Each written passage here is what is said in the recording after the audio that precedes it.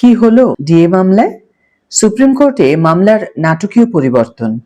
High everyone, welcome back to my channel অঞ্জনার ব্যঞ্জনা। বন্ধুরা, তোমাদের সকলকে আমার এই ছোট্ট ইউটিউব চ্যানেলে স্বাগত জানাই। পশ্চিমবঙ্গ রাজ্য সরকারি কর্মচারীদের মহার্ঘ ভাতা অর্থাৎ ডিএ মামলার দিকে অধীর আগ্রহে তাকিয়েছিলেন রাজ্যের লক্ষ লক্ষ কর্মচারী।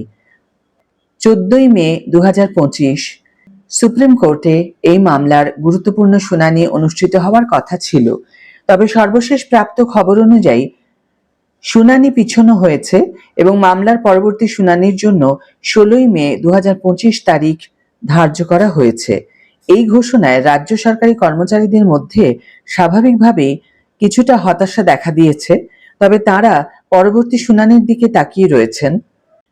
মামলার নম্বর ও পক্ষগণ: আলোচিত মামলাটি special leave petition civil number 226228-230/2022 হিসেবে নথিভুক্ত।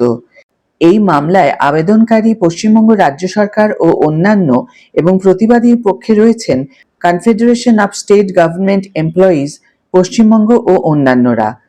নির্ধারিত বেঞ্চ ও তালিকাভুক্তি: 14ই মে মামলাটি সুপ্রিম কোর্টের কোর্ট নাম্বার 15-এ আইটেম নাম্বার 40 হিসাবে তালিকাভুক্ত ছিল।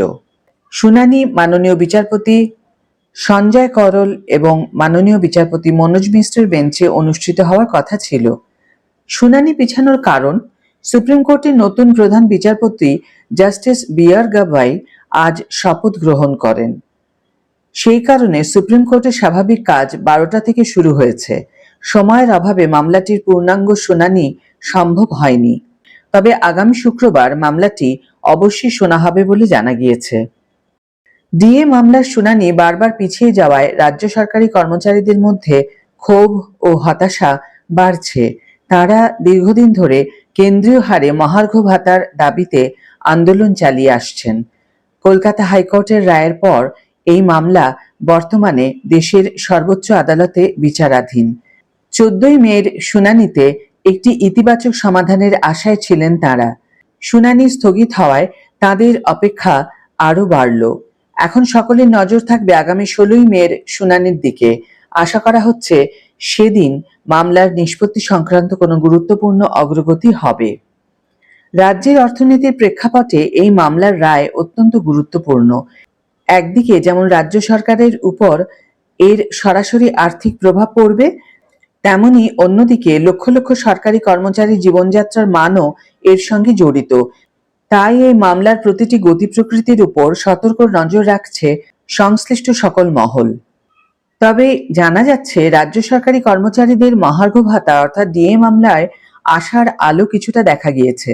দীর্ঘদিনের হতাশা কাটিয়ে অবশেষে খুশির খবর আসতে চলেছে সরকারি কর্মচারীদের জন্য।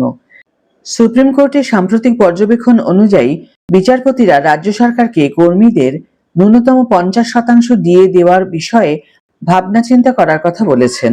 এ খবরে স্বাভাবিকভাবেই উচ্ছ্বসিত রাজ্য সরকারি কর্মচারীদের একাংশ।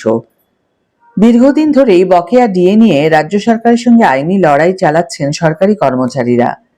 একাধিকবার মামলা গড়িয়েছে আদালত পর্যন্ত।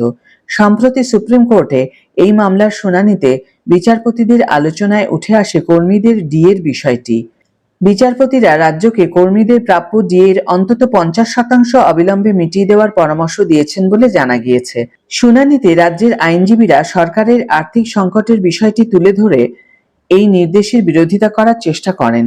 তারা বোঝানোর চেষ্টা করেন যে বর্তমান আর্থিক পরিস্থিতিতে এই বিপুল পরিমাণ ডিএ প্রদান করা রাজ্য সরকারের পক্ষে কঠিন। তবে বিচারপতিদের সার্বিক মনোভাব এবং পর্যবেক্ষণ থেকে মনে করা হচ্ছে এই মামলার রায় শেষ পর্যন্ত কর্মীদের পক্ষেই যেতে পারে। যদি তাই হয়, তবে রাজ্য সরকারি কর্মীরা শীঘ্রই তাদের বকেয়া মহার্ঘ ভাতার একটা বড় অংশ পেতে পারেন। এই পর্যবেক্ষণ নিঃসন্দেহে রাজ্য সরকারি কর্মচারীদের মনে নতুন করে আশার সঞ্চার করেছে। এখন দেখার বিষয় রাজ্য সরকার বিচারপতিদের এই পর্যবেক্ষণের বিষয়ে কি পদক্ষেপ নেয়। তবে এই মামলায় বিচারপতিদের ইতিবাচক মনোভাব কর্মীদের দীর্ঘদিনের দাবি পূরণের ক্ষেত্রে একটি গুরুত্বপূর্ণ ধাপ বলেই মনে করছেন বিশেষজ্ঞরা। রাজ্য সরকারি কর্মচারীরা এখন চূড়ান্ত রায়ের দিকেই তাকিয়ে রয়েছেন। রায় তাঁদের মুখে হাসি ফোটাবে বলেই আশা করা হচ্ছে। আজকের ভিডিও এখানেই শেষ করছি বন্ধুরা। ভিডিওটি যদি কার্যকর বলে মনে হয় তাহলে অবশ্যই একটা ছোট্ট করে লাইক দিও, শেয়ার করো বন্ধুদের সাথে, কমেন্ট করে জানিও তোমাদের মতামত। যারা এখনো আমার চ্যানেলটিকে সাবস্ক্রাইব করনি তারা অবশ্যই চ্যানেলটিকে সাবস্ক্রাইব করে আমার পাশে থেকো, আর যারা অলরেডি সাবস্ক্রাইব করে দিয়েছো তাদের জন্য আমার অনেক ভালোবাসা এবং অনেক ধন্যবাদ। আজ তাহলে বিদায় বন্ধু, দেখা হবে পরের ভিডিওতে। ভালো থেকো, সুস্থ থেকো, সঙ্গে থেকো।